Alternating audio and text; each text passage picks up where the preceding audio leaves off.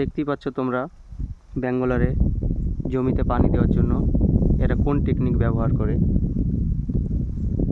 আমাদের ওয়েস্ট বেঙ্গলে সাধারণত নিচের দিক দিয়ে পাইপ দিয়ে পানি দেওয়া হয়, আর এরা এটা করে না।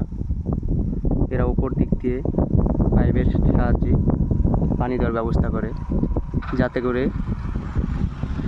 যে ফসলটা আছে, যে গাছগুলো আছে, সেগুলোর ওপরে যেন জলটা পড়ে। তাতে কি হয়, যেগুলো পোকামাকড় থাকে সেগুলো পালিয়ে যাবে। দেখতেই পাচ্ছ সিস্টেম।